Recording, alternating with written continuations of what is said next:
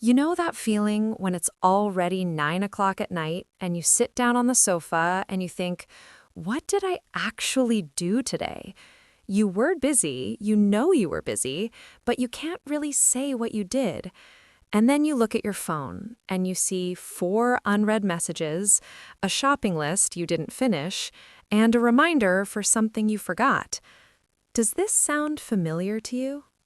Hello everyone, welcome back to Fluento, Everyday English for Real Life. I'm David. And I'm Anna. We are so happy you're here with us today. Today we're going to talk about something very close to our hearts, time, and more specifically, why it feels like we never have enough of it. We're going to have a real conversation about this, a relaxed one, like 2 friends talking over a cup of tea. And along the way, you'll hear lots of useful English expressions, everyday words and phrases that you can actually use in your life. So get comfortable. There's no rush, which is a little ironic given today's topic. Just a little. David, can I tell you about my Monday? Of course. So I woke up. My alarm rang. I thought, I'll just lie here for 5 minutes. Just 5 minutes. Oh no, I already know how this story ends.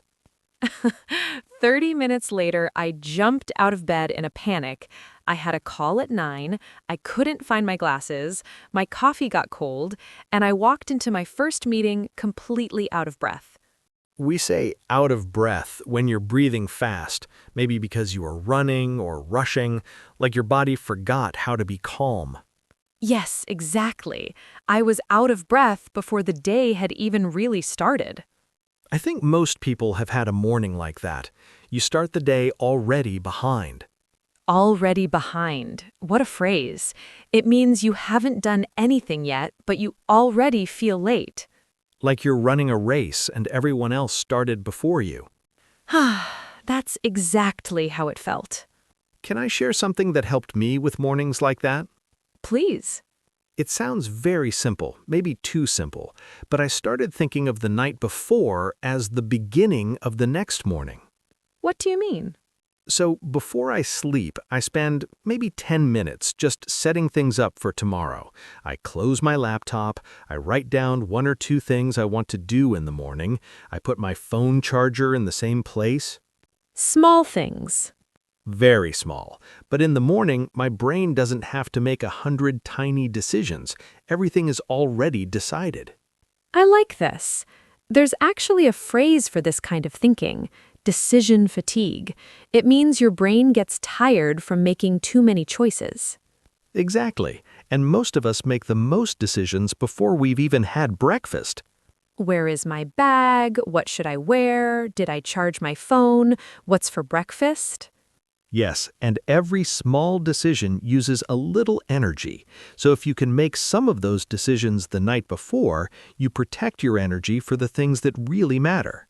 That's a wonderful way to think about it. You know, David, this reminds me of something that happened to me a few months ago. I was working on a big project, a presentation for my team, and I kept putting it off. Putting it off means delaying something. You know you need to do it, but you keep choosing not to. Yes, and I told myself I was busy. I was answering emails, I was organizing my files, I even cleaned my desk, which I never do. A very clean desk is sometimes a sign of a very avoided task. Exactly. I was doing everything except the one thing that actually mattered. And then one evening I realized I had been busy for 3 days, but I had not moved forward at all. That's a strange feeling, isn't it? Being busy but not productive. Productive means you're making progress. You're creating results, not just moving. It's like being on a treadmill. You're running, you're working hard, but you're still in the same place. I love that image, the treadmill of busyness. And here's what surprised me. When I finally sat down and started the presentation, really started it, it took me about 90 minutes. That's it. 90 minutes for something you had been avoiding for 3 days. 3 days of low-level stress, always thinking, I should work on that, I should work on that, taking up space in my head. Taking up space. I love this expression.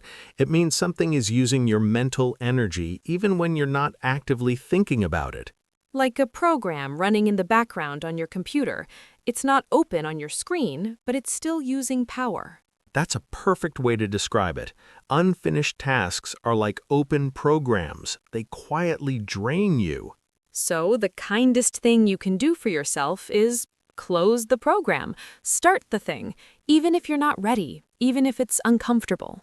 Speaking of closing programs, Anna, I have a little experiment I've been trying this week, a different way of looking at time. Oh, tell me.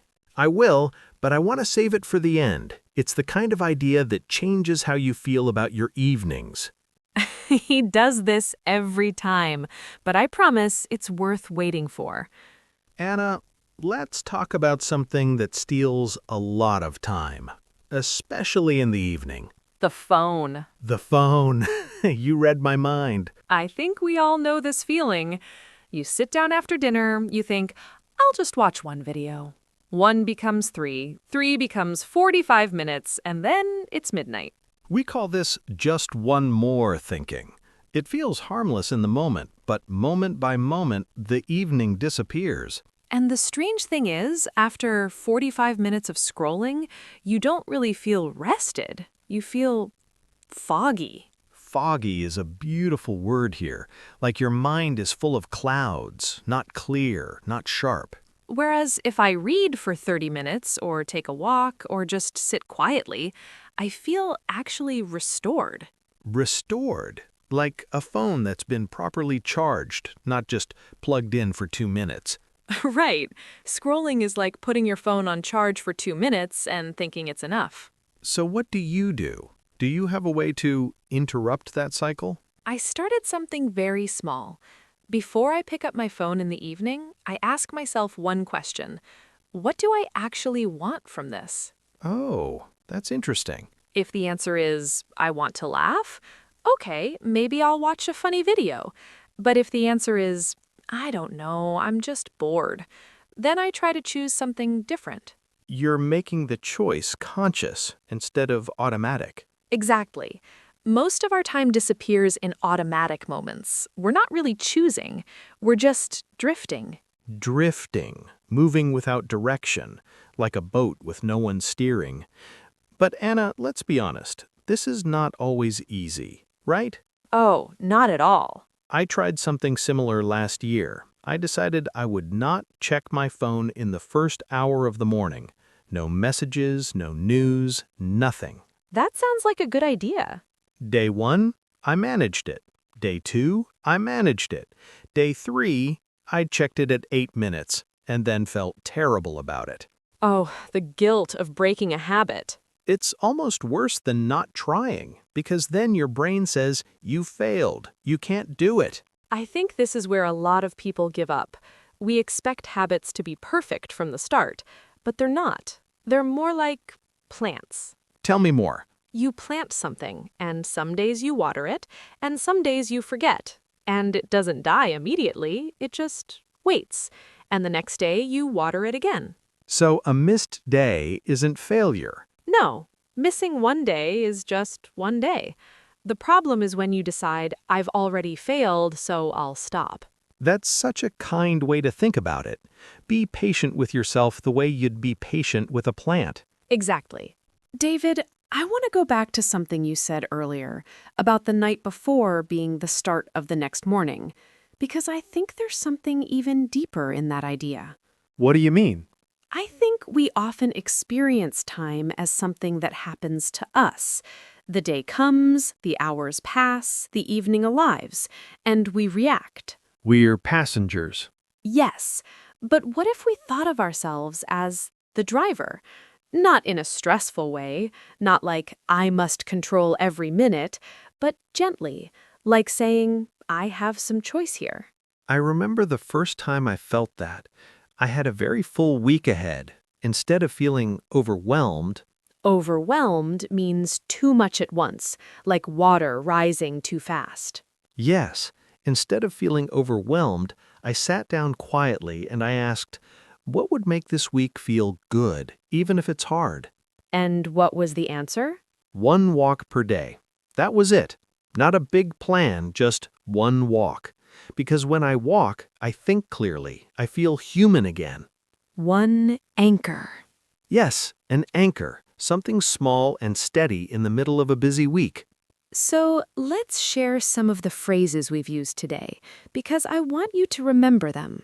Yes, let's do a small review. First, already behind. Do you ever feel already behind? It means you start the day feeling late before you've even done anything. Then, putting it off. This means delaying something on purpose, even though you know you should do it. Taking up space, something is using your mental energy in the background, even when you're not thinking about it directly. Foggy. Your mind is not clear, not sharp, like clouds in your head. Drifting, moving without a clear direction, without really choosing. And overwhelmed. Too much at once, more than you feel you can handle. Beautiful, useful words. Try to use one of them this week, in a conversation, in your diary, anywhere. Okay, I promised to share my little experiment. Are you ready? We've been waiting. So, every evening this week, before I sleep, I asked myself one question, not what did I do today, because that often leads to regret, but instead, what was one good moment today? Oh, that's simple. Just one. It could be a conversation, a good cup of coffee, a moment of sunshine, 5 minutes when I felt calm. And how did it change things? It changed how I saw the day. Suddenly, even a difficult day had something worth keeping, and I went to sleep feeling lighter. I think this is the hidden side of time management. It's not only about doing more, it's about noticing what's already there. We're so focused on the minutes we lose that we forget the moments we actually have. I want to say one thing to everyone listening. You don't have to be perfect with your time. You don't have to have a perfect morning routine or a color-coded planner. You just have to find your anchor, your one good moment, your one small habit that makes the day feel a little more like yours. Time is strange. The more gently we hold it, the more it gives us back. Before we go, if you enjoyed this conversation, we'd love it if you gave this video a like. It really helps other people find Fluento. And if you're not subscribed yet, please subscribe. We make new episodes every day, and each one is a calm little conversation, just like this one. Now we have a question for you, and please write your answer in the comments below. The question is, what is your one anchor? That one small thing that makes your day feel better? Maybe it's a morning coffee, maybe it's a 5-minute walk, maybe it's writing in a notebook. Whatever it is, share it with us. We love reading your words, and it might help someone else too. Thank you so much for spending this time with us today. That means a lot. Take good care of yourselves, and we'll see you in the next episode. Goodbye, everyone. Bye for now.